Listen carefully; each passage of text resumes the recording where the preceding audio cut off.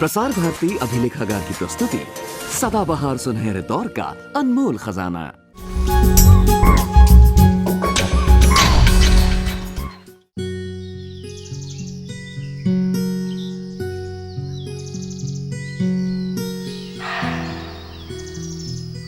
सुनहरी धुंध में लिपटा हिमालय की तराई का ये जंगल वन्य जीवन के तमाम रहस्य समेटे हुए है।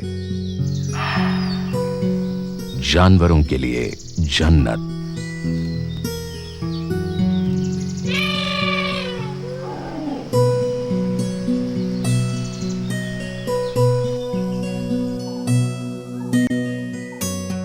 इस बार हमारा मुकाम है प्राकृतिक सुंदरता से भरपूर कॉर्बेट नेशनल पार्क।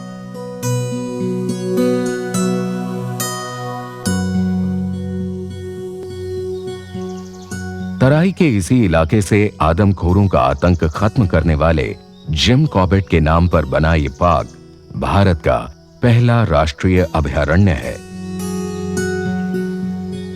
1875 में नैनीताल में जन्मे कॉर्बेट की जिंदगी तराई के इन्हीं जंगलों की कहानी है। जंगल और जानवरों के लिए कॉर्बेट का गहरा प्यार ही था जिसने उन्हें एक शिकारी से अलग प्रकृति प्रेमी की भूमिका में ला खड़ा किया। दिल्ली से करीब 300 किलोमीटर दूर उत्तर पूर्व में हिमालय की तराई में इस पार्क का नामकरण जिम कॉर्बेट को श्रद्धांजलि सरीखा है। इस बार हम निकले हैं यहीं पर गुब्बारे से उड़ान भरने के लिए। नदी नाले, खंदक पहाड़, कहीं पत्थर, कहीं दलदल, विविधताओं से भरे कॉर्बेट नेशनल पार्क में बलूनिंग आसान नहीं है। उड़ान भरने के लिए सही जगह की तलाश हमारी सबसे पहली चिंता है। रामगंगा यहां की मुख्य नदी है जो पूर्व से पश्चिम की ओर बहती हुई कालागढ़ डैम का विशाल जलाशय बनाती है। एक तरफ दूर दूर तक फैला पानी, दूसरी ओर पहाड़ और घने जंगल हमारी बलूनिंग के लिए बड़ी चुनौती हैं। हमें एक ऐसी जगह की तलाश है जहां से हवा हमें कॉर्बेट पार्क के ऊपर उड़ाकर किसी सुरक्षित स्थान पर ले जाए। इसके लिए हमने 2 दिन लगातार रामनगर, गारजिया, मारचुला और कांडा का सारा इलाका छान मारा। My suggestion is that we do take off here.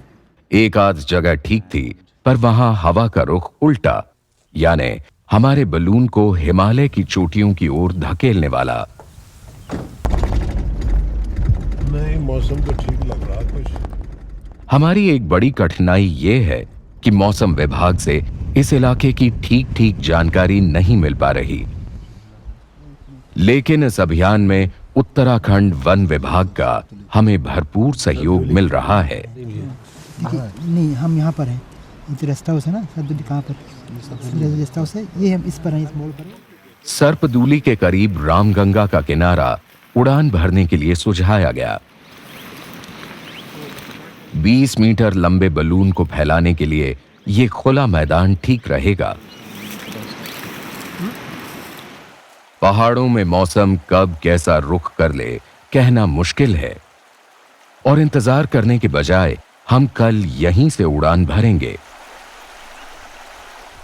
उम्मीद है चिड़ियों के इस झुंड की तरह कल हम भी रामगंगा के दोनों ओर फैले नायाब जंगल का नजारा देख सकेंगे।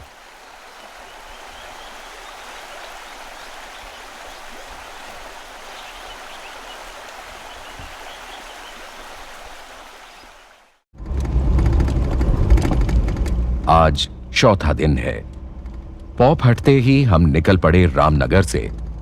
हमें सरपदूली पहुंचने में 1 घंटे से ज्यादा समय लगेगा।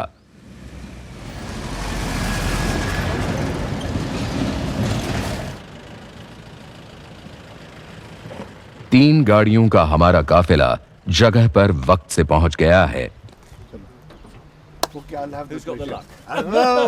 सबसे पहले जरूरी है हवा का रुख भांपना।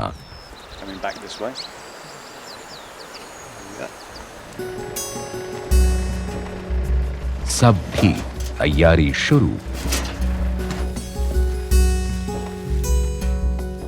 बेंत और विलो से बनी इस मजबूत बास्केट में बिल ने 3 सिलेंडर रख लिए हैं ताकि हम कम से कम 2 घंटे उड़ान भर सकें।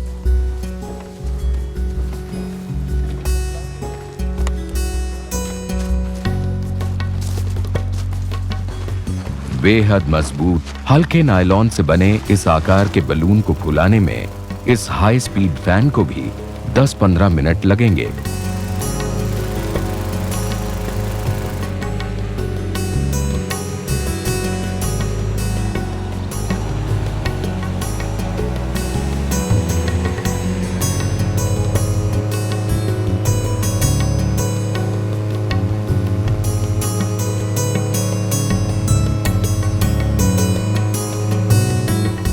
बर्नर खुला, हवा गर्म होने के साथ साथ बलून सीधा होने लगा। उड़ान के दौरान सपोर्ट टीम और वन विभाग के साथ तालमेल बनाए रखने के लिए वॉकी टॉकी जरूरी है, क्योंकि यहां के जंगलों में मोबाइल के सिग्नलों का कोई भरोसा नहीं।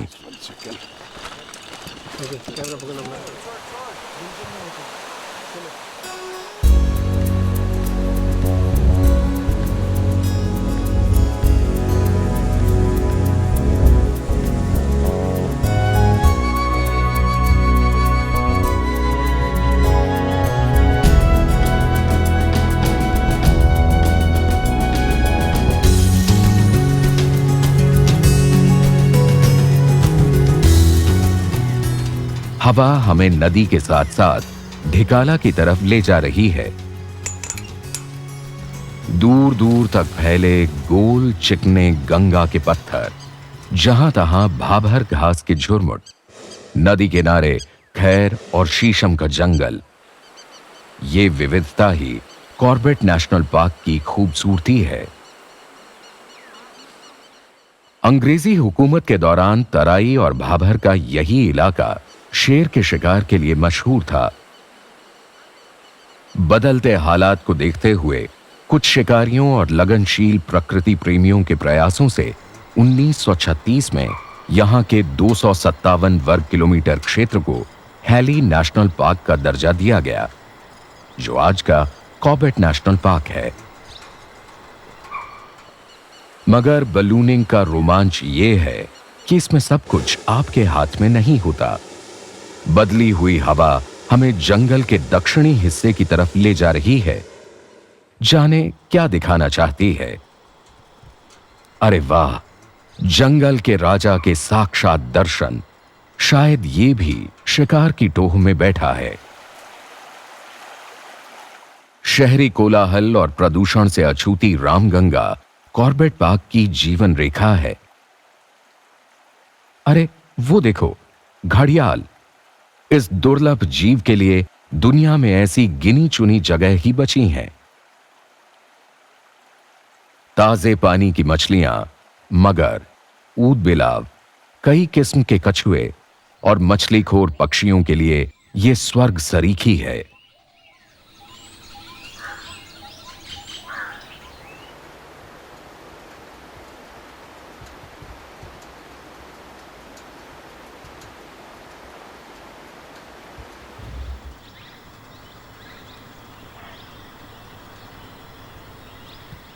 कॉर्बेट के विभिन्न ऊंचाइयों वाले पहाड़ों पर पेड़ पौधों की करीब 200 प्रजातियां मिलती हैं।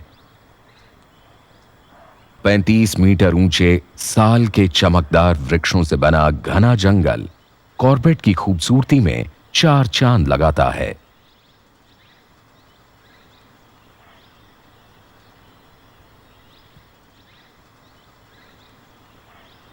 पार्क का ये इलाका एक विशाल घाटी जैसा है, जिसमें पूरब से पश्चिम दिशा में जाती घने जंगलों से ढकी 3 पर्वतमालाएं हैं, जो लगभग एक दूसरे के समांतर हैं। हवा हमें लगातार दक्षिण की तरफ धकेल रही है। यहां उतरने की दूर दूर तक कोई संभावना नजर नहीं आती।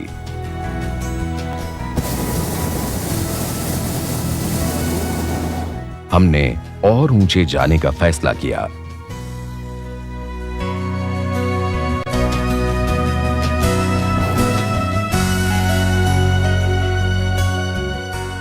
वाह, क्या नजारा है। ऊपर में बहुत ही गजब का व्यू है। पता लगता है कि जंगल क्या है। 3,500 फीट ऊंचाई पर उड़ रहे हैं इस समय। थोड़ा सा हेजी हो गया। अभी बिल्कुल हमारी दिशा ठीक है, ढिकाला की तरफ जा रहे हैं। अच्छी बात है। इस ऊंचाई पर हवा का रुख उत्तर की ओर है, जो हमारे गुब्बारे को वापस रामगंगा की ओर खींच लाई है। ढिकाला परिसर सामने है, हम यहीं उतरना चाहते हैं।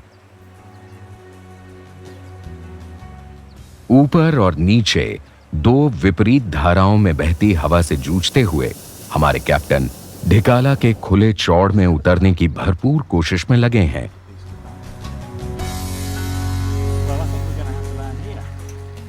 लेकिन हवा को शायद ये मंजूर नहीं। हम लाचार हैं। रामगंगा के तट पर ही उतरने का फैसला किया गया। उड़ना एक बात है, इससे भी अहम है पहाड़ जैसे बलून को बिना कोई नुकसान पहुंचाए उतार लेना।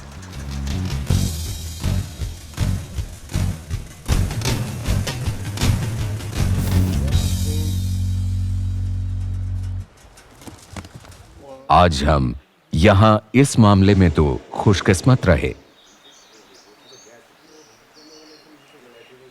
बलून को जमीन पर लाने के लिए बिल ने उसका वेंट यानी ढक्कन खोल दिया।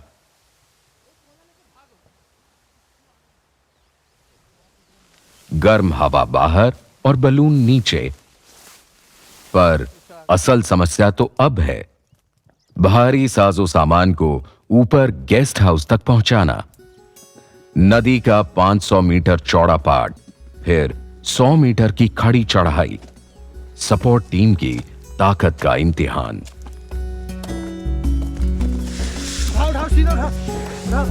अभी तो घसड़ के ले वो उठा लो।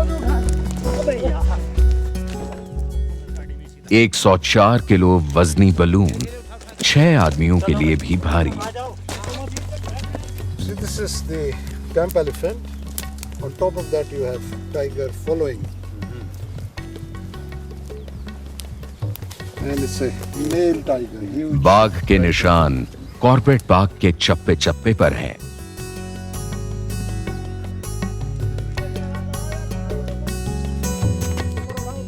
अब बारी है 105 किलो वजनी बास्केट की।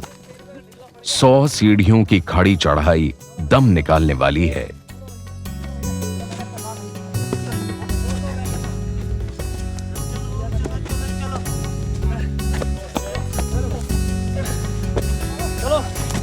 थोड़ा सा रह गया। चलो। वाह, हो गया। और अब देखिए, हम तो बचपन से आ रहे हैं तो मुझे जो ऊपर का नजारा है वो जन्नत के अलावा कुछ नहीं। बस और इतना खूबसूरत जंगल है जंगल तो कि जमीन नहीं दिखती। ऊपर से पेड़ जिधर तक कैमरा देख रहा पेड़ ही पेड़।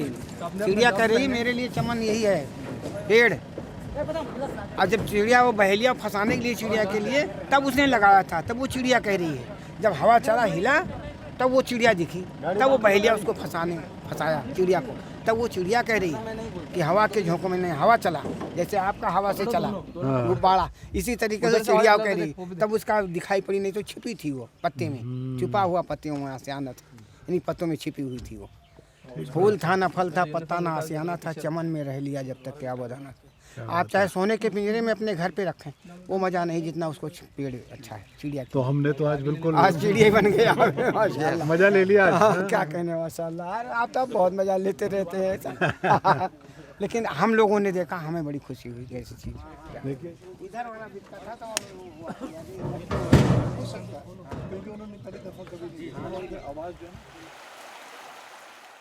दोपहर ढलते ही हम निकल पड़े फोटोग्राफी के लिए। ये समय बेहतरीन है क्योंकि वन्य जीवों की चहलकदमी इस समय बढ़ जाती है। हमें देखकर ये सांभर जरा चौंके हुए हैं। पास ही बाघ के पंजे के निशान, ये तो एकदम ताजे हैं। शायद आसपास ही कहीं छिपा हो। संकेत अच्छे हैं, यहीं इंतजार किया जाए। चारों ओर जानवरों की आवाजाही लगी है। जब जंगल इतना जीवंत हो तो आप उसे नहीं बल्कि वो आपको देख रहा होता है।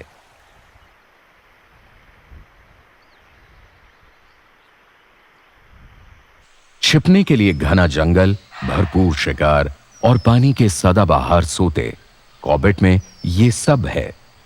बाघ को भला और क्या चाहिए। इस चौकन्ने सांभर को शायद कुछ दिखा।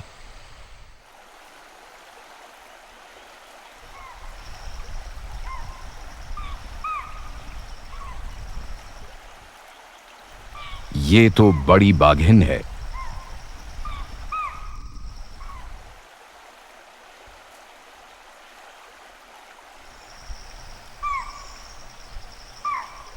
दूध से भरे थन बता रहे हैं कि इसके बच्चे काफी छोटे हैं।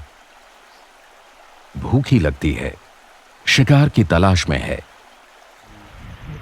इसकी एक झलक ने हमें बेचैन कर दिया। बच्चे कितने बड़े हैं, इस वक्त कहां हैं, क्या उन्हें देख पाएंगे?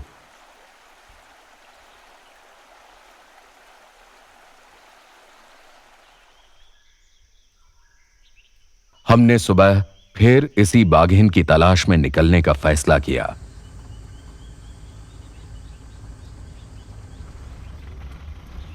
दिन की शुरुआत अच्छी हुई। मां के साथ बच्चों के भी पगमार्क मिल गए। ये जो बच्चे मुझे लगते हैं सर, ये 20-25 दिन के लगते हैं। है वही फीमेल? हाँ, ये 20-25 दिन पहले देखी थी तो तब लग रही थी कि ये डिलीवर करने वाली है। हाँ। तो अभी तो दूध ही पीते होंगे, अभी कहाँ ज़्यादा मूवमेंट भी नहीं करेंगे माँ के साथ। मूवमेंट नहीं माँ करेंगे। ज़्यादातर इनको छुपा के रखेगी मेरे से बचाने के लिए। ऐसा करते हैं, आगे चल के देखते हैं कहीं हाँ। कुछ मालूम पड़े, कोई कॉल वॉल सुनाई पड़े तो फिर अंदाजा लगाया जाए।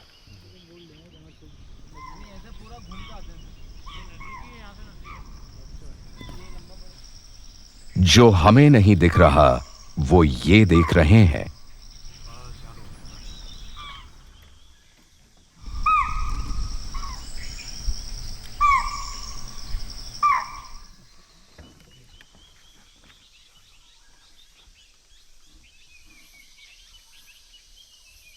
वाह, क्या अद्भुत दृश्य है।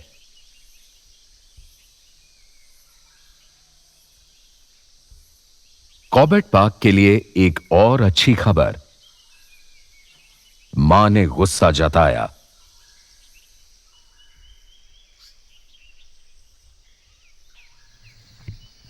कोई खतरा नहीं, तसल्ली हुई और आगे बढ़ गई।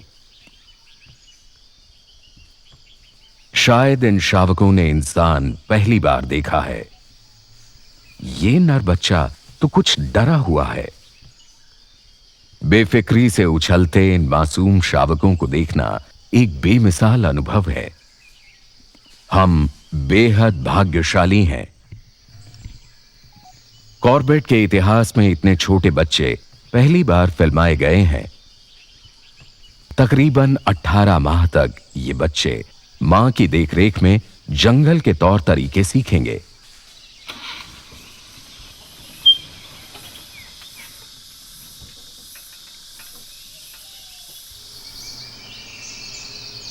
हाल ही में वाइल्ड लाइफ इंस्टीट्यूट की टीम ने यहां अलग अलग हिस्सों में कैमरा ट्रैप लगाकर बाघों की गणना की।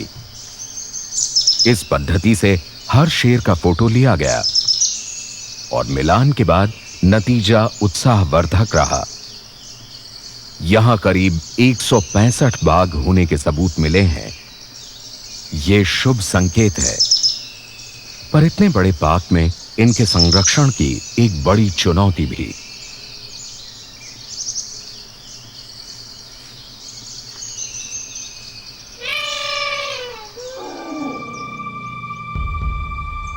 कुछ आगे चलकर हमारा सामना हुआ मदमस्त गजराज से।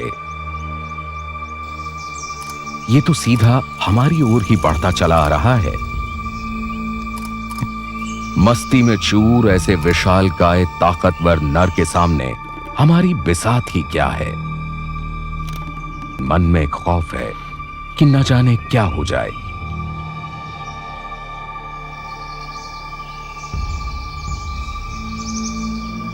जोड़ा बनाने के लिए बौराया हुआ ऐसा नर अपने आपे में नहीं रहता। ऐसे में इसके आसपास होना खतरनाक साबित हो सकता है। गनीमत है, सिर हिलाकर नाराजगी दिखाई और रास्ता बदल लिया।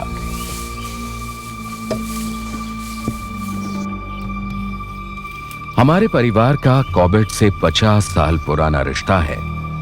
यहां के हाथियों को हम बचपन से ही देखते रहे हैं, लेकिन ऐसे मदमस्त हाथी के साथ ये नजदीकी मुलाकात अविस्मरणीय रहेगी। इसकी बेचैनी साफ देखी जा सकती है। दोनों दांतों के बीच पेड़ के तने को रख शायद ये कनपटियों पर दबाव बना रहा है। इससे मद तेजी से रिसने लगेगा। हो सकता है इससे इसे सुकून मिले। महाकवि कालिदास ने मस्त गजराज के मद से महकती घाटियों का बखूबी उल्लेख किया है। रुक रुक कर पेशाब करना भी मद के ही लक्षण हैं।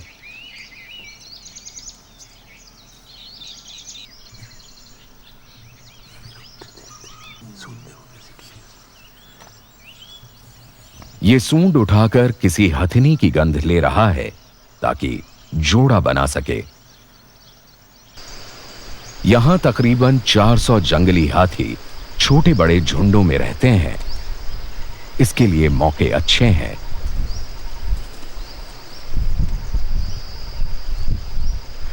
क्या नदी और क्या पहाड़, सारा जंगल मानो इन्हीं का है। हमारा ये अभियान जिंदगी में एक याद बनकर रह जाएगा। हमारी यही दुआ है कि इस खूबसूरत अभयारण्य की गरिमा बनी रहे।